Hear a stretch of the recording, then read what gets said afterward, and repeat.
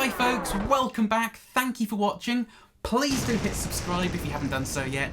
It does make a big difference when you do that. So today folks, welcome to a slightly second-hand looking Gibson SG. Now the reason this guitar is completely empty is because today I'm going to use it to compare two sets of PAF replica pickups. Now a little bit of history before we get going, feel free to skip to the playing if you want to. PAF stands for Patent Applied For, and that is reference to the sticker that was on the underside of the original humbuckers developed by Seth Lover back in the 1950s for Gibson. And that PAFs are the pickups in your classic Les Paul bursts, the sort of 58, 59s, and they are typically lower output and brighter than your kind of modern Gibson humbuckers. Now, when it comes to replicating a PAF pickup, there's lots of different considerations, magnet type and wind and things like that. So back in the 1950s, a little bit like Leo Fender, Gibson would just use whatever materials they could get their hands on. And there's a lot of kind of folklore surrounding all these sorts of things. You know, bumblebee capacitor's been a very good one. Why did Gibson use them in their guitars? Is it because paper and oil is perfectly suited to an electric guitar? No, it's because it's what they could get their hands on cheaply at the time. It's why Leo Fender, when he had the cease and desist order over the broadcaster name, just chopped the name off the sticker and created the no-caster because he didn't want to waste the stickers. So guitar companies were very frugal. So when it came to the magnets used in PAFs, in the 1950s, AlNiCo 2, 3, 4, and 5s were all used in PAF pickups. So when it comes to replicating them, there's no kind of, set magnet that you should be using to get it vintage correct. But another very important thing to note is that magnets drift over time, a little bit like the capacitors in the guitar and how their values drift over 60 years.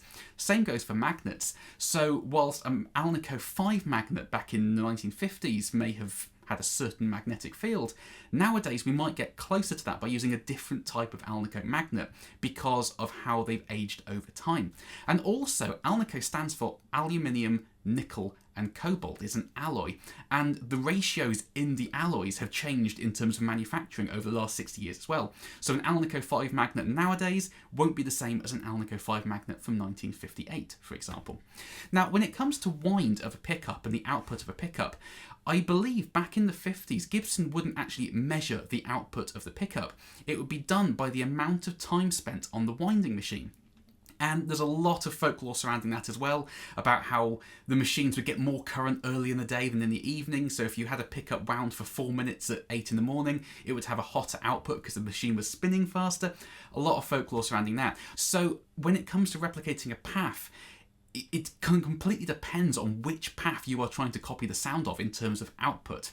And as back in the 50s, all hand-wound pickups, of which these pickups I'm going to be comparing today are as well, it completely depends on the winder. These two manufacturers give estimated values for outputs of the pickups, but they're not exact. The only way to really know is to measure your pickups with a multimeter. So, in terms of the pickups I'm going to be demoing today then, these have been my PAFs of choice for a good few years now. These are the Monty's PAFs built by Matt Gleeson in London. And these have won so many awards for being the best PAFs out there. And people who have experience of original PAFs, which I do not, have said that these are the most accurate replicas on the market, which is a very hard thing to quantify because, as I just said, all original PAFs were different anyway, but they know a lot more about the sort of sound and feel of PAFs than I do. But recently there's been another manufacturer kind of rising to the top of the pile, especially here in the UK, but kind of the world over, which is the OX4 Low-Wind Humbuckers. And these have got an amazing reputation. And I've been asked on this channel a lot of times how these pickups would compare to the Monty's pickups I use on this channel. So today we're not going to theorise it, we're actually going to do it. So I'm going to put both these sets of pickups into this guitar here, and I'm going to take measurements so the pickups are exactly the same height, so nothing is going to change apart from the pickups, and I'm going to play a few things and put the footage side by side to see exactly how these pickups compare. Now, in terms of output, as I said, the only way to really know the output of a hand-wound pickup is to measure it yourself. The Monty's bridge pickup has an output of 7.9K and the neck 7.2. The OX4 bridge pickup has an output of 8.1K and a neck output of 6.9. Now, in terms of vintage PAFs, again, they're all different. The window people typically aim for is kind of anywhere from high 6 to low 8. So both these sets of pickups fall neatly into that window. But the OX4 bridge is slightly hotter than the Monty, so that might push the amp a little bit harder. And the neck of the Monty's is slightly more beefy than the OX4s, so What that will do for the balance of both sets, I really don't know.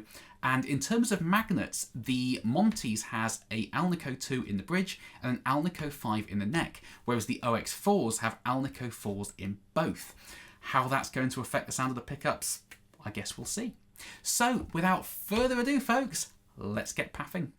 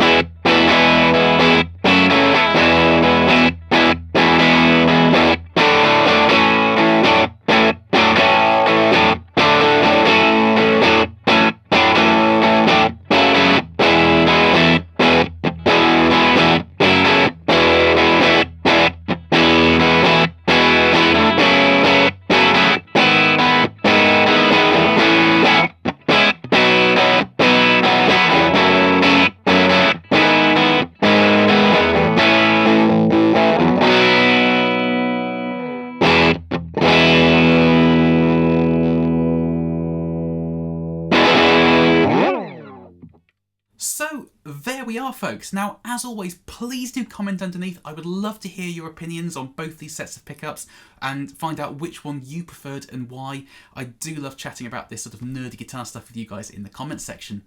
Now, when it comes to the bridge pickup, to my ears, the Monty's definitely has more high end than the OX4. It's a little bit more sort of Telecaster-like, and it has a bit more kind of bite and twang to it.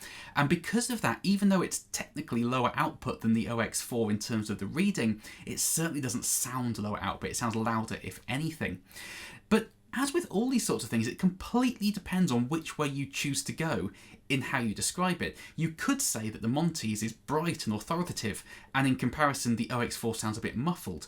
Or you could say that the Monty's is sort of harsh and abrasive, and the OX4 is more rounded and sort of warm and vintage-like. So it completely depends on your personal preference as to which way you choose to go. But, you know, as I said, the Monty's does sound like it has a slightly sort of higher output, even though it doesn't, because it has more high end. That could be due to the fact that it has the AlNiCo 2 magnet in it, which is said to have a brighter, more sweet tone to it. But at the end of the day, you know, there isn't a huge amount in the bridge pickup. In the split sound, this is where it gets a bit more interesting, because I would say, to my ears, the OX4 pickups are slightly more out of phase with each other than the Monty's, because the output is lower, but tonally the OX4s have a little bit more of that kind of second position on a Strat quack to them. They sound a little bit more sort of hollow and boxy, not in any sort of bad way. So I would say that they are slightly more out of phase with each other than the Monty's are. But again, it's all personal preference. And the neck pickup, I think you can definitely hear that the Monty's has more output. It certainly sounds louder to me. But to be honest, when it comes to what I would associate with a sort of PAF neck pickup tone, given everything I've heard on YouTube and, you know, recordings I've heard over the years, I would say the OX4 sounds more like what I would expect to hear from a vintage PAF neck. Now, obviously, the neck of the OX4 pairs better with the bridge of the OX4, and the same for the Monty, so I think they work very well as sets. But the neck pickup of the OX4 does have a little bit more of that kind of scoopy mid thing and the clarity that I would say I associate with a classic PAF neck sound. But again, it's all completely different. And it's really important to say that I know that Matt at Monty's has worked on lots of vintage PAFs over the years. He used to work as a repair chap before he got into pickup building. Still does repair work, I think. And I know that he's come across some vintage PAFs that he absolutely loved, and others that he really wasn't that fond of because, as I said at the start of the video, they're all different, they all have different outputs, different magnets. So he has his specs that he favours when it comes to winding PAFs, and I'm sure Mark Stow at OX4 has exactly the same thing going on. So I think what we're hearing in this video isn't necessarily that one is better than the other, they're just a little bit different. What we're probably hearing is the difference in magnets, the difference in overall output levels, which, you know, we discussed at the start of the video, but more than any of that, I think we're probably hearing the personal preference of the winder when it comes to copying a certain PAF sound, because everyone has these different preferences, and, you know, I'm guessing Matt maybe prefers the brighter sounding PAFs, Mark at OX4 maybe prefers the more sort of rounder, sort of mellow, quacky ones. I'm just speculating here, but I think that's what we're hearing. But at the end of the day, both these sets of pickups sound like PAFs to me, and yes, they're slightly different, and maybe the Monty's may be slightly better suited to clean sounds because it has that extra high end. Maybe the OX4s are more suited to that sort of honky Bonamassa through a tweed amp type thing. Again, that's just my ears and my personal preference. So please do comment underneath, and I would love to chat about this stuff with you guys. But I can wholeheartedly recommend both sets of these pickups. They are both absolutely outstanding. So thank you for watching, folks. Please do carry on subscribing to this channel if you haven't done so. It does make a huge difference when you do that. And I will see you next time.